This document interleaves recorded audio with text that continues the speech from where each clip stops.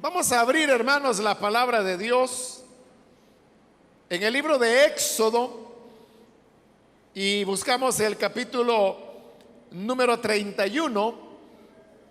Los días miércoles estamos estudiando el libro de Éxodo, versículo a versículo, y en esta oportunidad corresponde iniciar el estudio del capítulo 31, que es un capítulo corto.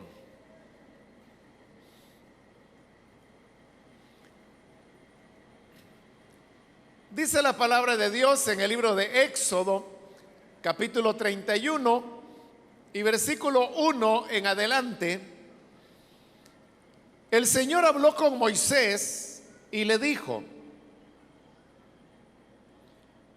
toma en cuenta que he escogido a Bezaleel, hijo de Uri y nieto de Hur, de la tribu de Judá, y lo he llenado del Espíritu de Dios, de sabiduría, inteligencia y capacidad creativa, para hacer trabajos artísticos en oro, plata y bronce, para cortar y engastar piedras preciosas, para hacer tallados en madera y para realizar toda clase de artesanías. Además, he designado como su ayudante a Oholiab, hijo de Ahisamac, de la tribu de Dan, y he dotado de habilidad a todos los artesanos para que hagan todo lo que te he mandado a hacer.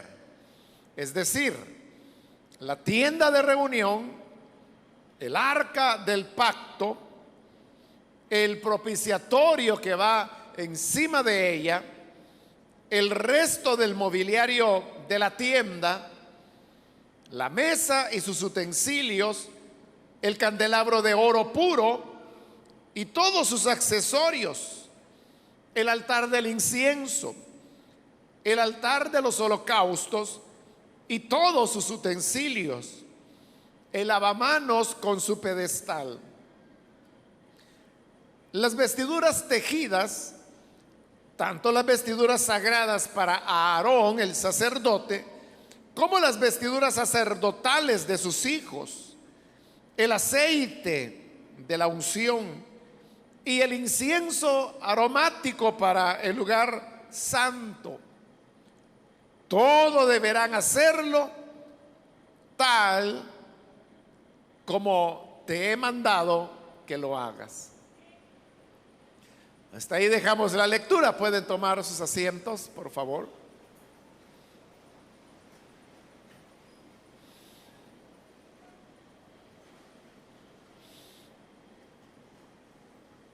En los capítulos anteriores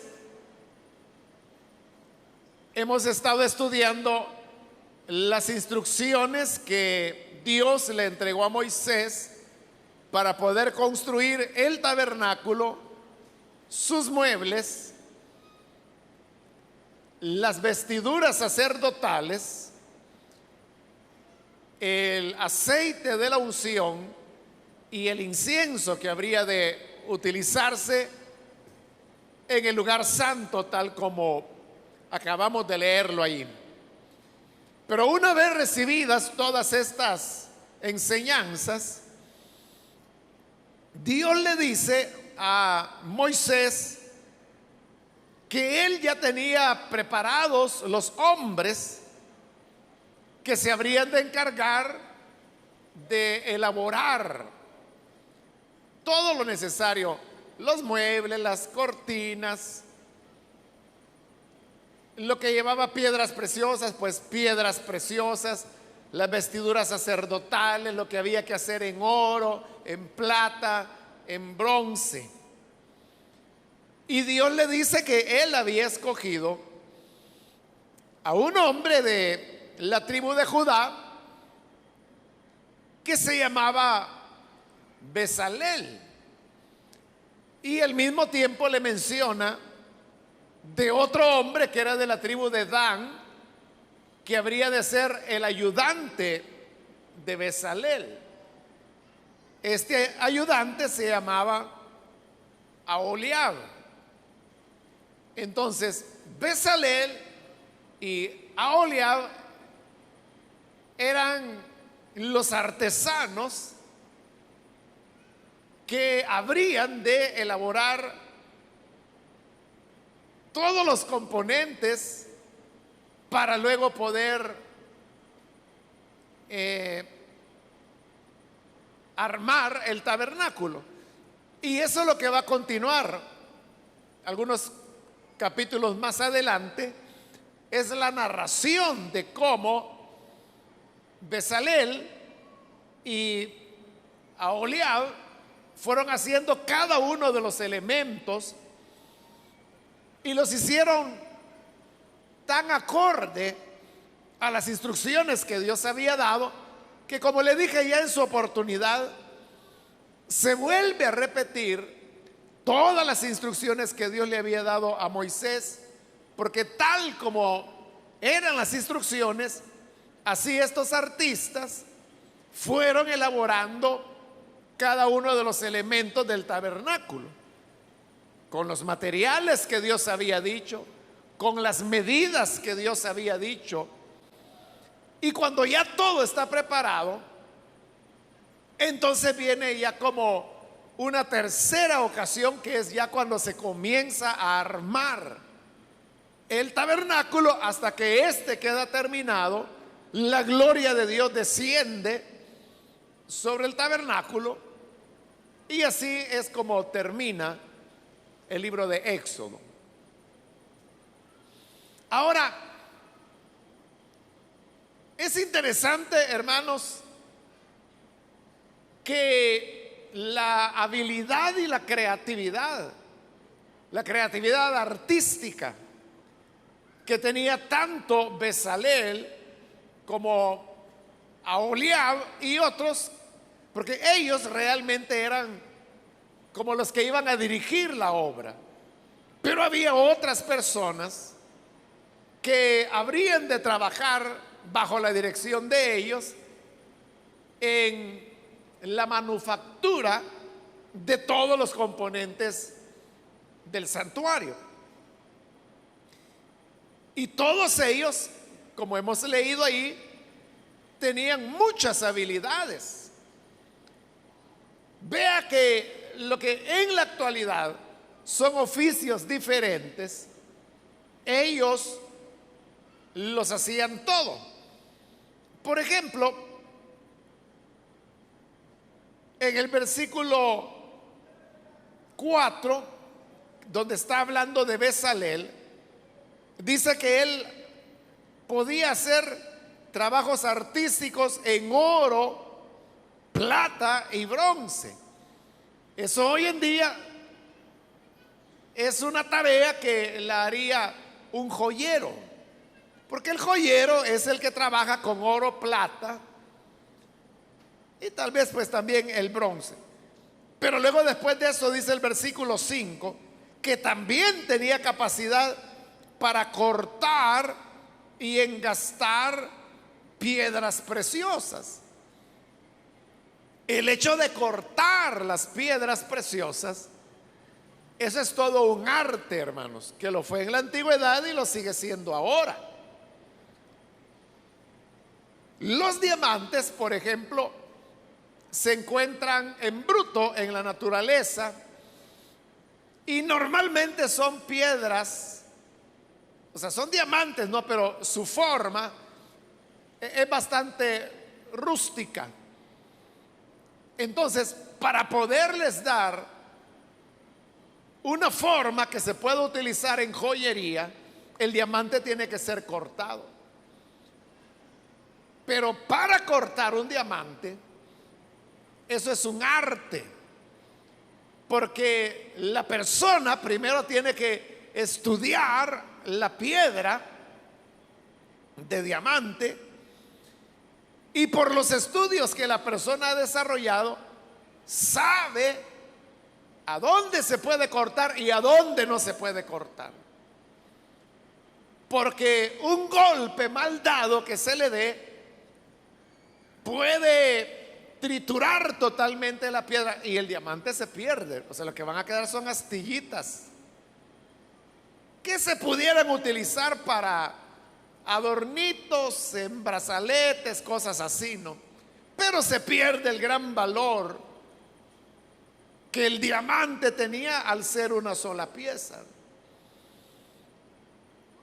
Y por eso es que antes que la piedra sea cortada, en la mente del cortador, él ya tiene definido lo que se puede hacer y lo que no se puede hacer. Él puede decir, vaya, mire, de esta roca, el diamante más grande que se puede obtener es de estas y de estas dimensiones, que puede tener 8 caras, 24 caras, 36 caras, dependiendo cómo es cada piedra. Entonces, cuando el propietario dice, bueno, está bien, córtelo así, entonces el corte del diamante se hace con piezas de madera. Es decir, el diamante se coloca sobre una mesa firme y el cortador toma piezas de madera que son como reglas, pero de una madera muy fuerte, muy sólida. Porque el diamante es uno de los materiales más duros que existen en la naturaleza. Pero mire qué curioso, con madera lo cortan. Entonces colocan la piedra y colocan esa como regla de madera encima, pero esa regla tiene que estar colocada en el punto exacto, en el ángulo exacto, con la inclinación correcta, para no echar a perder la piedra. Y cuando ya la pieza de madera está colocada, entonces toman una especie de martillo y entonces viene el golpe. Es un solo golpe, pero ese golpe tiene que ser dado con precisión, con firmeza. No puede ser demasiado fuerte porque va a echar a perder la piedra, ni demasiado suave como para astillarla. Es decir, todo tiene que ir muy calculado. Y entonces viene el artista que trabaja la piedra, golpea y entonces corta el diamante justo donde él quería. Pero ese es un corte. Luego habrán de venir otro y otro y otro, dependiendo cuántas caras el diamante va a tener. Pueden ser 64, 80 golpes que hay que darle, hasta que finalmente queda el diamante ya cortado. Y eso se puede utilizar dependiendo del tamaño, ¿no? Para un anillo, para un pendiente. Si es muy grande, puede ser para una corona de uno de los pocos reyes o reinas que quedan, o simplemente para colección o para exposición en un museo, etcétera. Es un oficio totalmente aparte. Pero además de eso, Bezaleel no solamente hemos dicho que podía trabajar el oro y la plata, lo cual dijimos era una cuestión de joyeros. También podía cortar las piedras, que esa es una cosa diferente totalmente. Pero además se le añade que podía ser tallados en madera y para realizar toda clase de artesanías. Es decir, que también era lo que hoy llamaríamos un ebanista.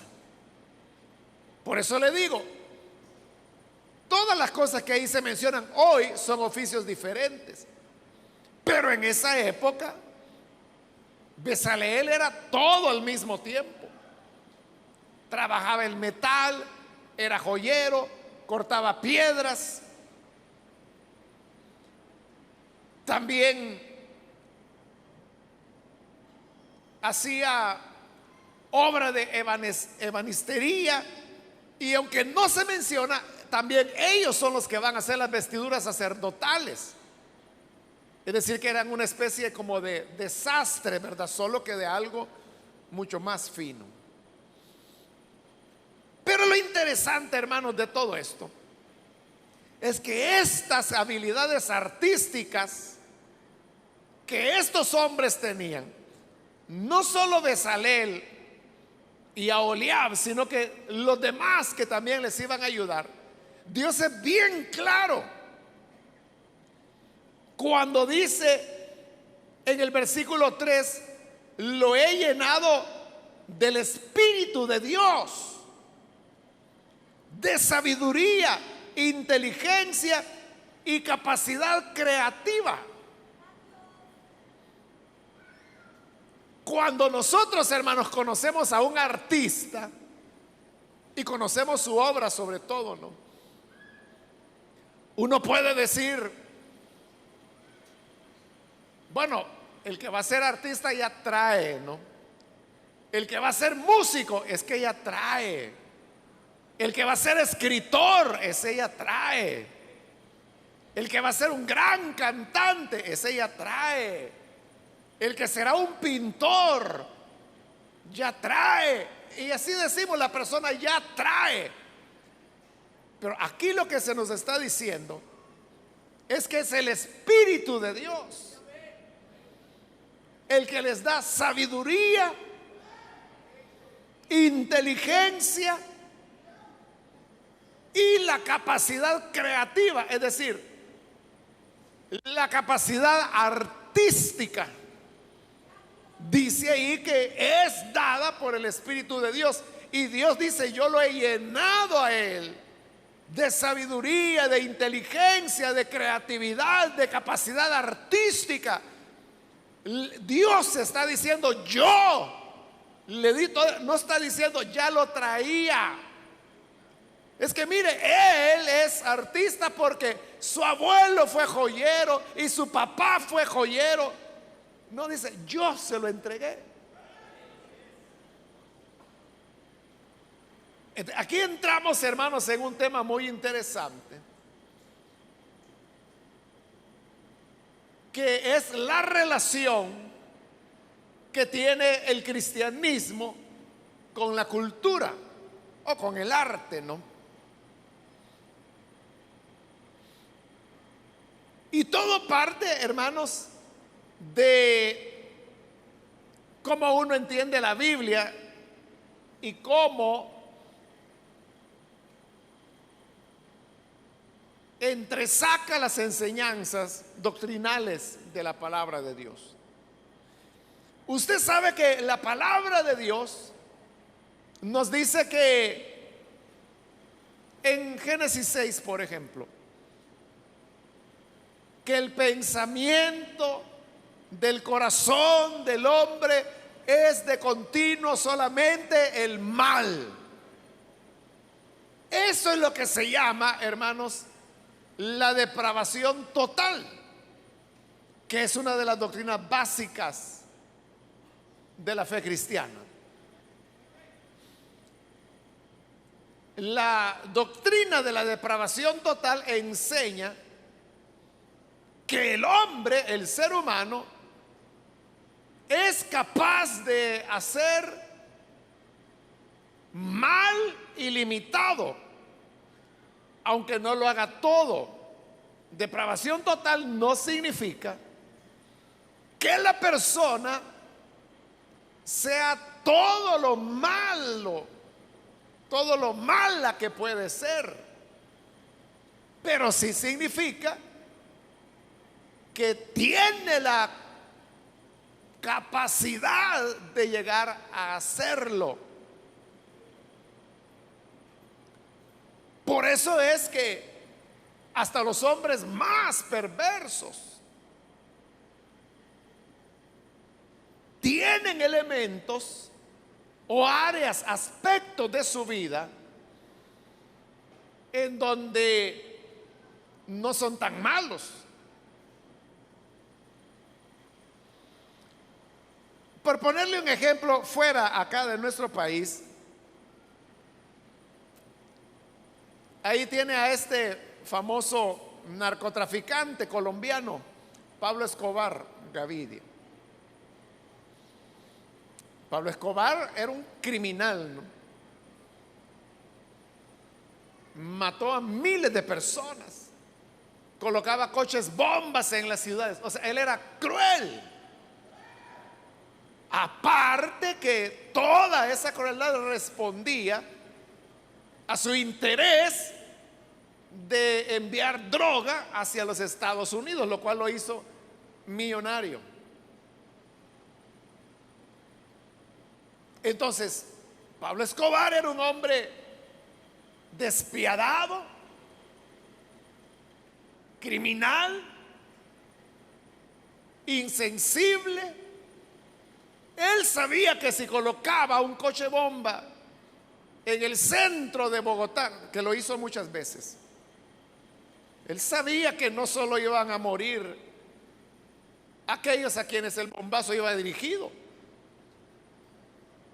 iban a morir muchas personas inocentes, pero no le importaba, ni le dolía el corazón por hacer eso. Bueno, de hecho, uno de los bombazos de los coches, bueno, no eran coches, eran camiones bomba que él utilizaba, era una cosa terrible, ¿no?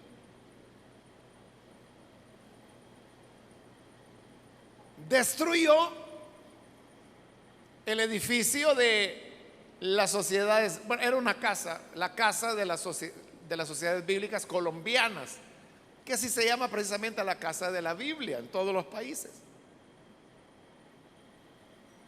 Pero el objetivo no era la casa de la Biblia.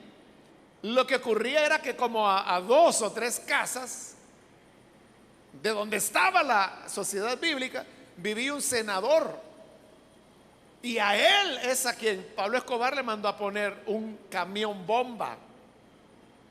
Pero sucede que el motorista contratado por él, ¿verdad?, por el cartel que llevaba el camión bomba, él se equivocó, o sea, no sabía exactamente cuál era la casa del senador, y en lugar de poner el camión bomba frente a la casa del senador, la pone frente al edificio o casa de las sociedades bíblicas. Entonces cerraban el camión y se iban, ¿no? Y allá a los 5 minutos era el bombazo, ¿no? Entonces cuando es el bombazo de ese camión bomba, la casa de la Biblia es destruida totalmente.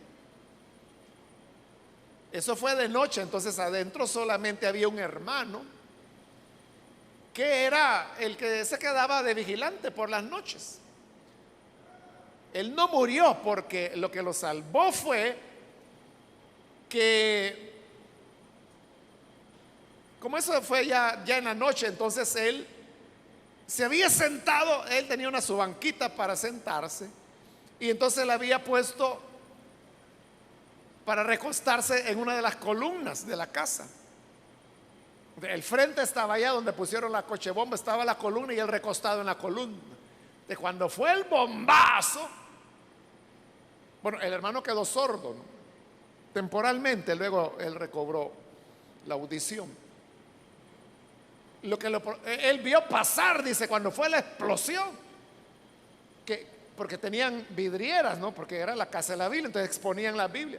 Entonces él vio los vidrios, pero pasar volando al lado de él, y muebles y todo, o sea, una cosa espantosa. A él no le pasó nada porque la columna lo protegió.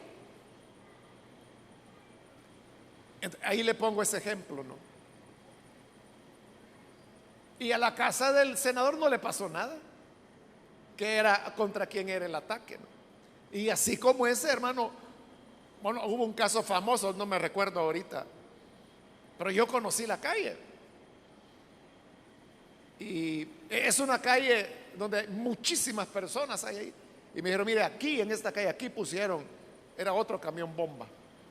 Ahí murieron cientos de personas que no tenían nada que ver ni con la policía ni con el narcotráfico, simplemente porque él quería hacer terror.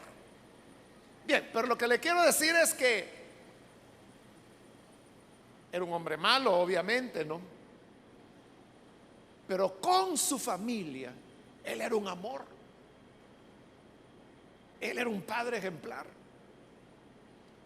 Era un hombre abnegado, fiel a su esposa. Y cuando él sabía que las cosas se iban a poner duras, lo que él hacía es que a su familia la sacaba de Colombia por protegerlos. Y esa fue una de las jugadas que hizo la DEA de los Estados Unidos para atraparlo, ¿no? Que él había enviado a su familia a Europa y de allá los estadounidenses hicieron que los deportaran y que los regresaran a Colombia.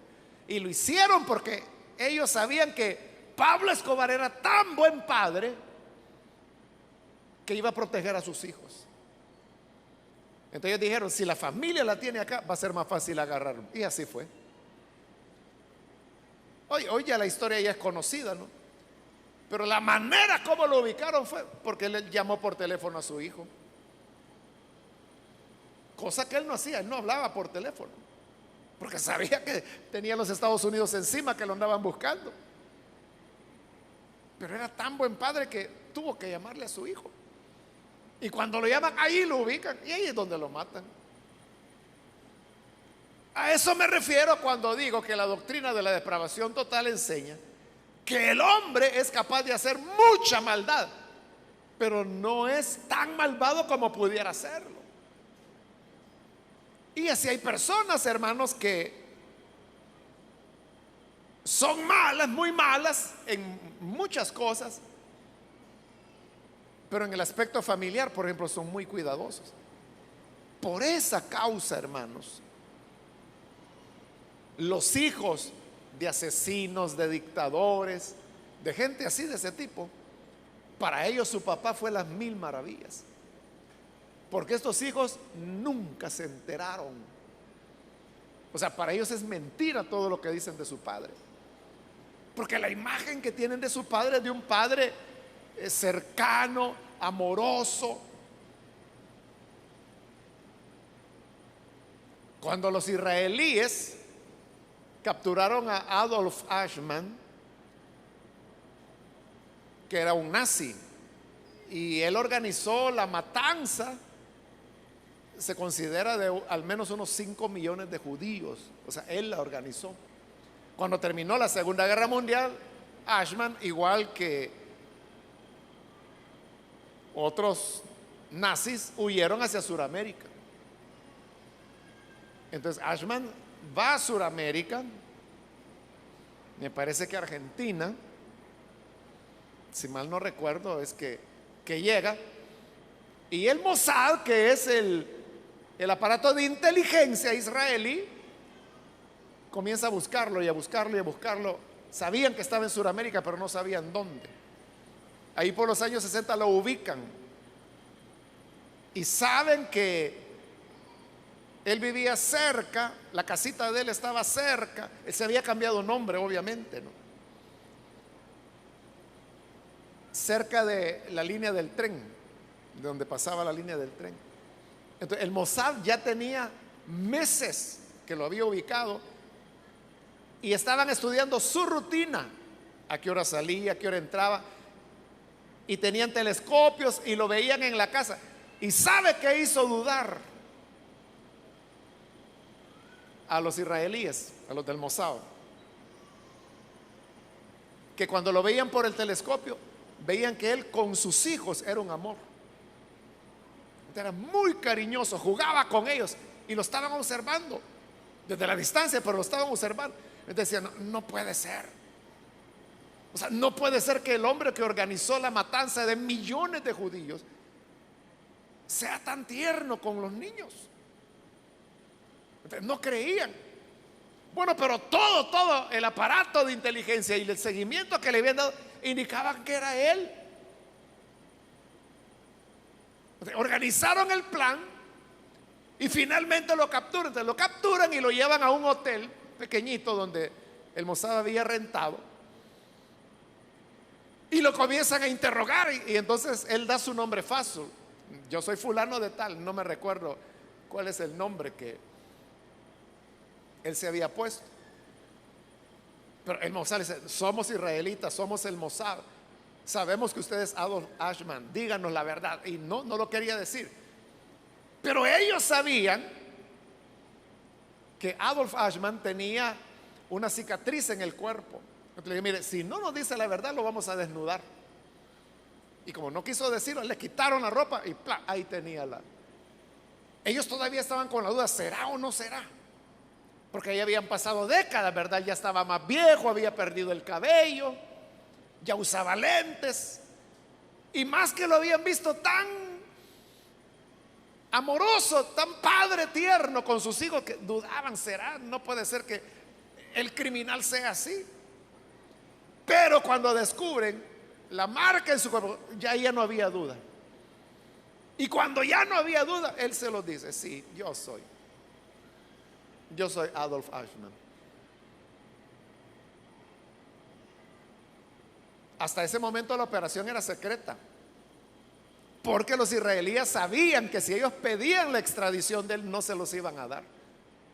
Ahora, ya lo tenían capturado. El problema ahora, ¿cómo lo sacaban del país? Creo que era Argentina, donde había muchos nazis, habían organizaciones nazis. ¿Cómo lo sacamos? Bueno, es una historia interesante, hermanos, porque hay unos juegos deportivos y entonces viene una delegación israelita y juega, creo que es en Argentina, y vienen en un avión de El Al, que es la aerolínea israelita.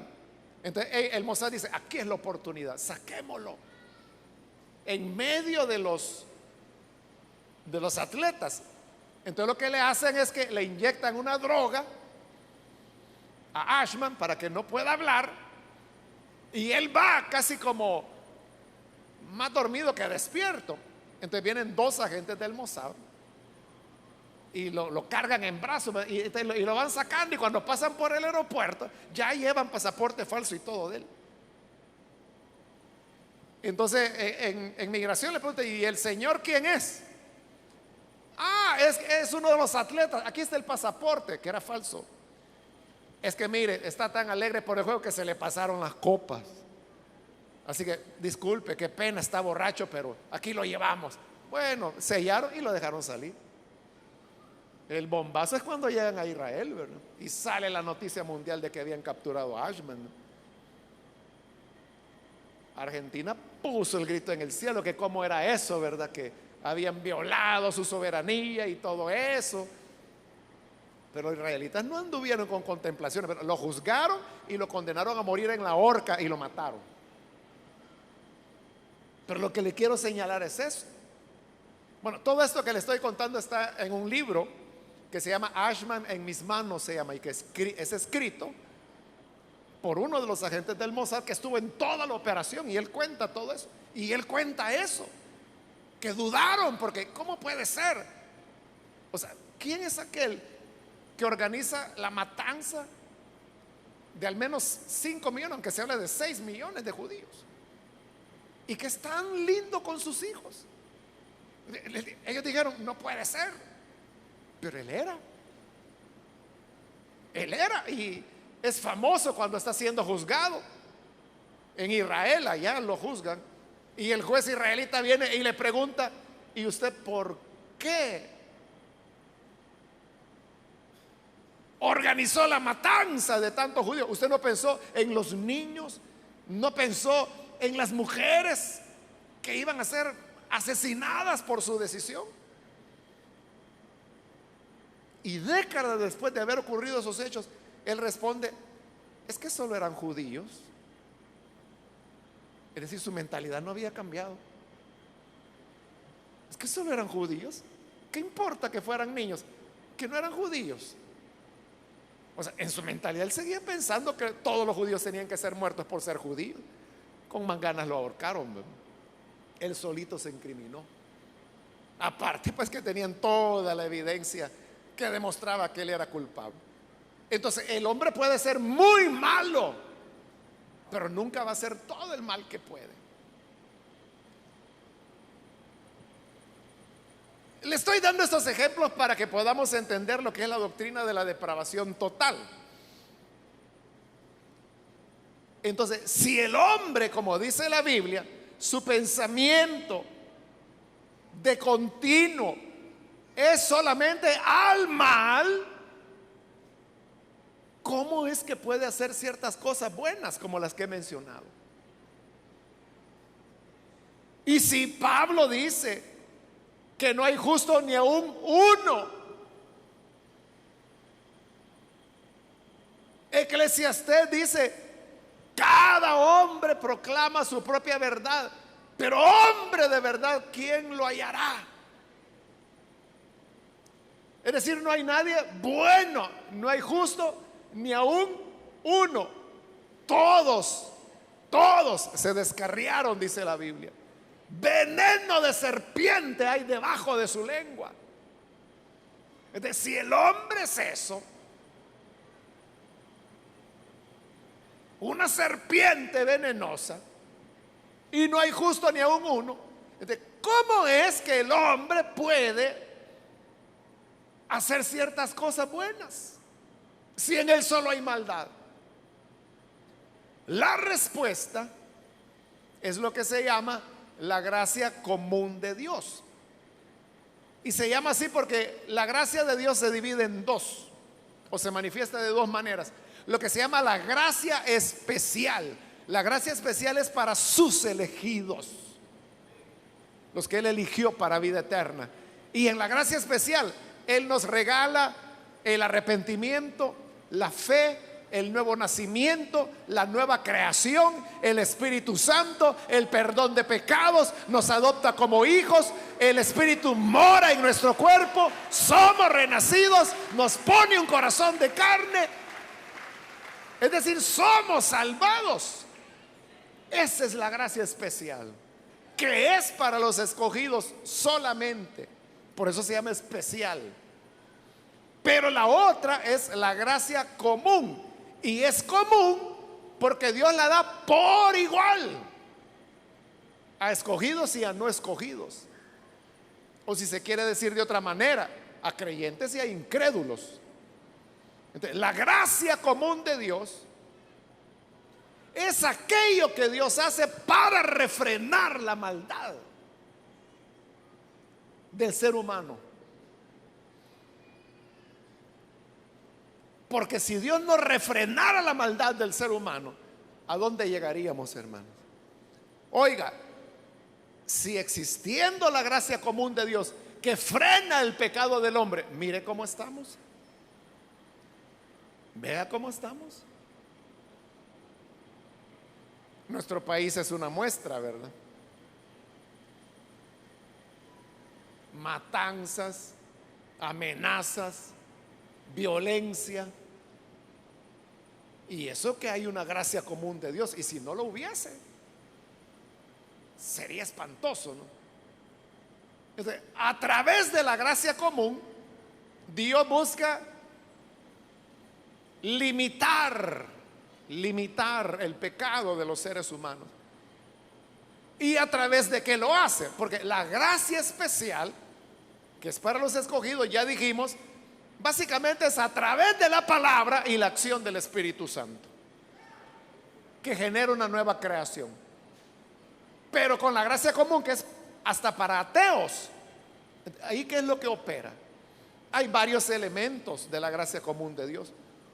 Un elemento es, por ejemplo, el trabajo. El trabajo. Usted sabe que la persona que no trabaja, que es un vago, ese se vuelve vicioso y criminal. Pero el que trabaja, ese tiene su mente ocupada en otra cosa. Ese puede ser hasta ateo, como le digo. Pero si trabaja, entonces el trabajo le retiene de hacer tanto mal como pudiese hacer.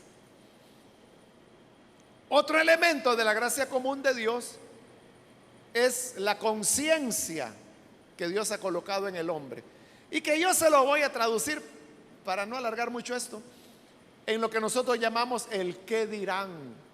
La gente quisiera hacer mucha maldad, pero no la hace porque piensa ¿qué dirá mi familia?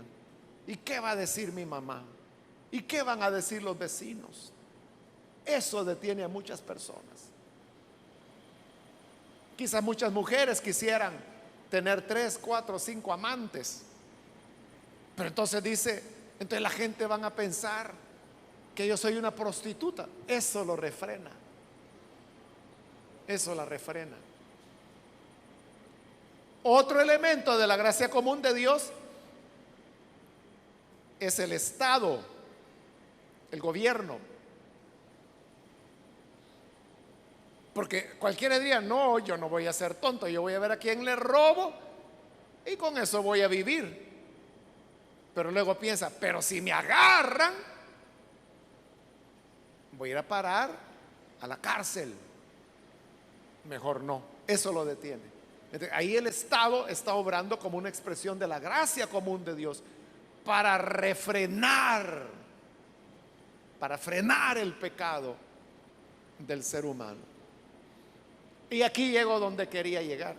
Otro elemento de la gracia común de Dios es la cultura.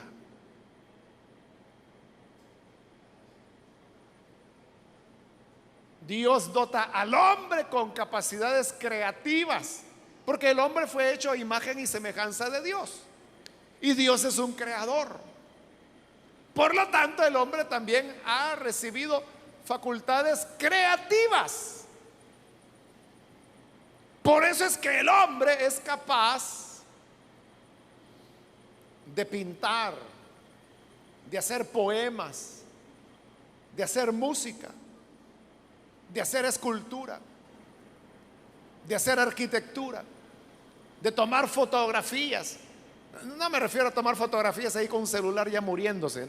No, estoy hablando del arte, de la fotografía, del manejo de la luz.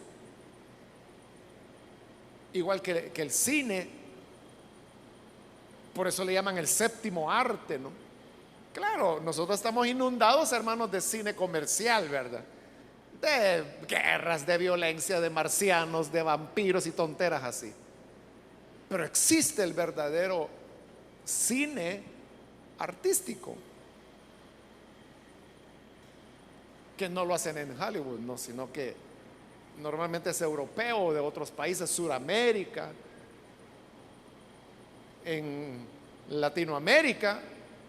Los grandes productores de cine artístico es México, Cuba y Argentina. Son las grandes escuelas de cinematografía latinoamericana. Pero no le estoy hablando de películas de zombies y todas esas locuras, ¿no? O sea, le estoy hablando de verdadero arte cinematográfico. Entonces, cuando el hombre se dedica al quehacer cultural, artístico, eso también lo refrena de la maldad. Y si uno pregunta, bueno, si el hombre, todos sus pensamientos son de continuo solamente al mal, entonces, ¿cómo es que el hombre puede producir cosas hermosas?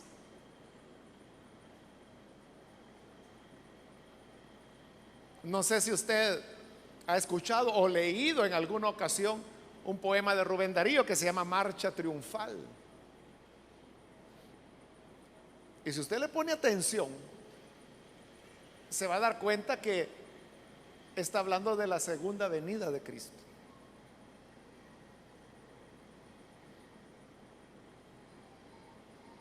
Pero suponiendo que el contenido no fuera religioso, cualquiera, hermano, descubre la belleza que hay en una obra literaria, de cualquier género que sea, o lo que es más fácil para nosotros, la música. Es raro la persona que dice, no, a mí no me gusta la música. Cada quien tenemos nuestras propias preferencias del género de música que nos gusta. Hay gente que le gusta el trío, a otro le gusta la balada, a otro le gusta el jazz, a otro le gusta el rock. Simplemente es cuestión de géneros musicales y de gustos. Pero la gente siente un agrado. Claro, el contenido puede ser o positivo o negativo, ¿no? Porque hay música que habla de machismo, de adulterios, cosas así, ¿verdad? Pero hay gente que le gusta la ranchera, por ejemplo. Bueno, esa es cuestión de gustos y uno no puede decir este género es bueno, este es mal, simplemente son géneros. Pero el punto es este: ¿a quién no le gusta? ¿A quién no le gusta? Pero la pregunta de fondo, la verdadera pregunta, es esta: si el hombre, no hay justo ni aun uno, no haga quien haga lo bueno, sus pensamientos son de continuo solamente el mal. Entonces, si el hombre es tan malvado porque está totalmente depravado, ¿cómo es que puede producir cosas hermosas? Le pongo el ejemplo de la música porque es con lo que estamos más relacionados. Si nuestra gente fuera un poquito más educada, podría disfrutar una obra literaria, podría disfrutar una pintura, podría disfrutar la arquitectura de un edificio.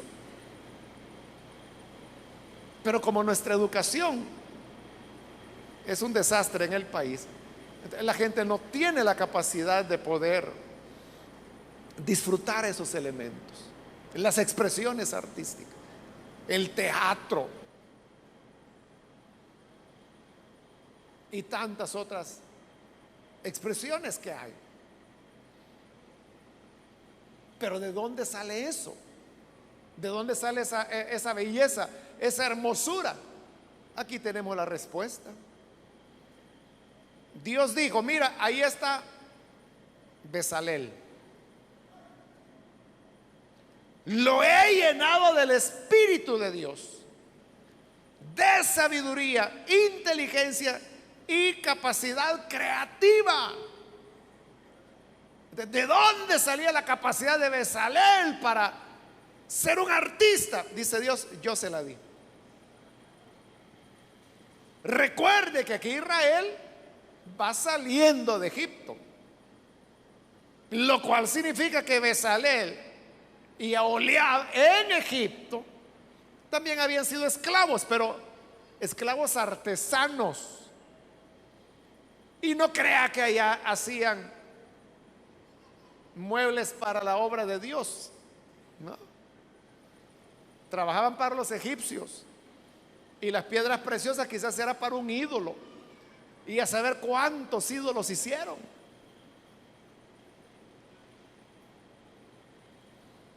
En el siguiente capítulo vamos a encontrarnos con la historia de cuando hacen el becerro de oro, que dice que era obra de un artista. Era lo que estaban acostumbrados a hacer, ídolos.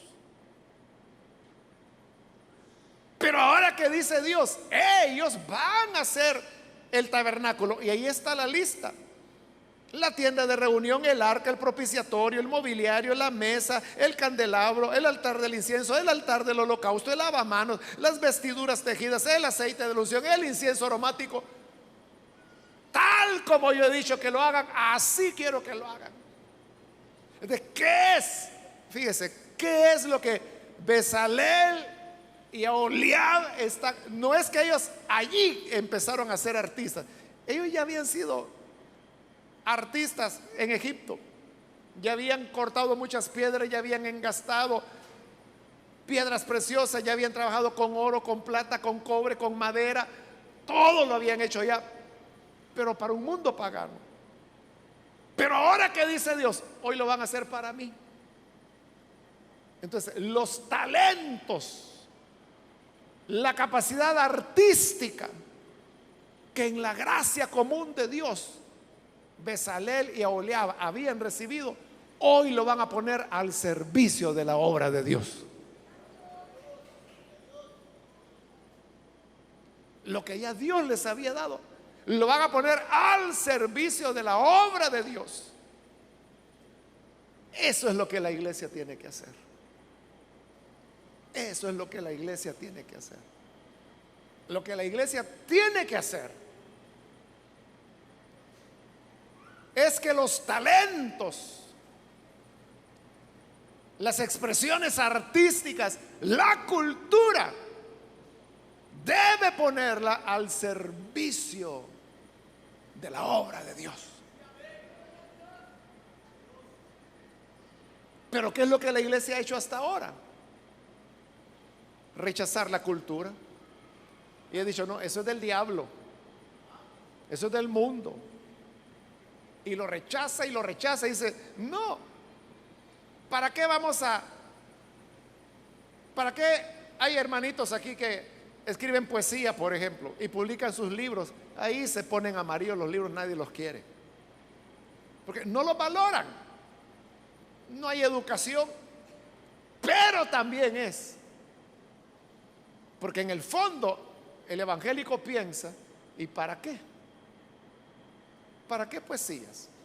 Aunque sean de contenido cristiano, ¿no? Ya no se diga que no fueran de contenido cristiano. ¿Para qué? Entonces, rechazan la poesía. Entonces, si rechazan la poesía, arranquémosle a la Biblia los libros de Proverbios, el libro de Salmos, el libro de Eclesiastés, el libro del Cantar de los Cantares y un montón de otros pasajes que habría que quitar.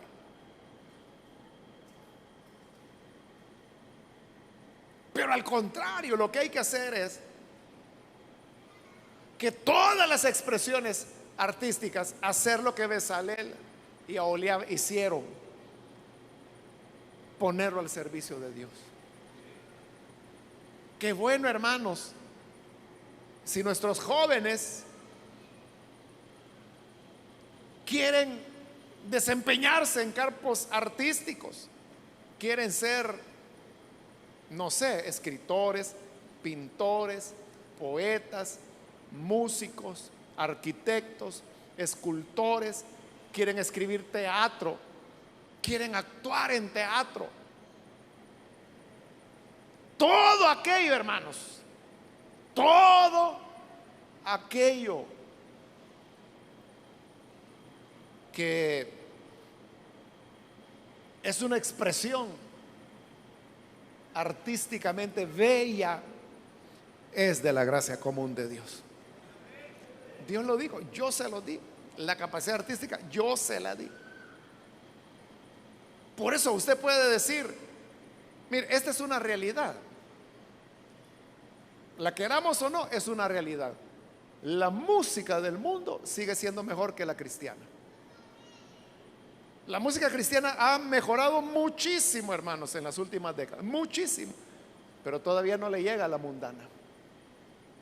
Todavía los artistas mundanos siguen haciendo mejor música. Y usted podrá decir, bueno, ¿y cómo es eso? Que si estos son hijos de Dios. Usted puede decir, no, es que yo ni conozco esa música, yo oigo la creyente. Eso es otra cosa. Ese es otro asunto. Y eso es una cuestión de gustos. Pero yo le estoy diciendo, analizando la cuestión objetivamente, con criterios musicales, no le llega, hermano. La música cristiana a la música del mundo no le llega. Y usted puede preguntar, bueno, pero si ellos son endiablados y son pecadores, o son ateos, o son satanistas, lo que usted quiera decir, pero ¿cómo es que pueden hacer algo tan bueno? Es la gracia común operando en ellos. Entonces, lo que tenemos que hacer es rescatar eso y ponerlo a los pies del Hijo de Dios, al servicio de la obra de Dios. Amén, hermanos. Por eso es que hay que apoyar a los que hacen música y que quieren continuar. estudiando y aprendiendo. Adelante, para que lleguen a ser grandes artistas, y como grandes artistas entonces puedan darle la gloria a Dios.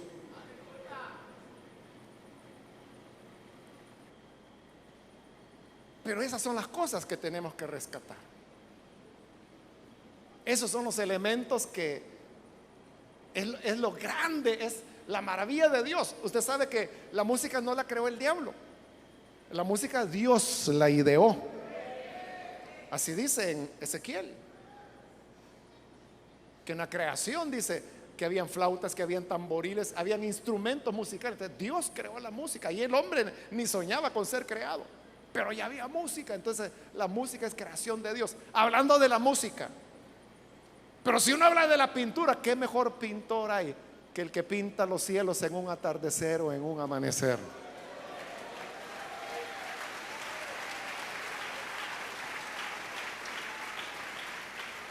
Entonces, ¿de dónde viene el arte, la capacidad de crear? Es la gracia común de Dios. Entonces, al contrario de verlo nosotros como mundanos, eso es del mundo, eso es puro pecado, eso es del diablo. ¿Cómo va a ser del diablo si es la gracia común de Dios? En lugar de eso, deberíamos cultivarlo y ponerlo al servicio de la gracia de Dios. Amén, hermanos. ¿Qué es lo que Bezalel hizo? A saber a cuántas egipcias le había hecho aritos, collares y todas esas cosas. A saber cuántos muñecos había hecho de Ra y de los dioses que tenían los egipcios. Pero ahora Dios le dice: yo le di capacidad artística para que haga mis cosas ahora. Eso quiere Dios. Dios nos ha dado talento a los seres humanos para que los mejores talentos artísticos sean dedicados a la gloria de Dios. Amén. Vamos a orar, vamos a cerrar nuestros ojos. Padre, te agradecemos porque tú eres bueno y porque eres un Dios maravilloso que ha dado tantos talentos y tanta creatividad al ser humano. Y ahora nosotros sabemos que como iglesia nuestra responsabilidad es traer esos talentos a tu presencia, rendirlos por completo a ti.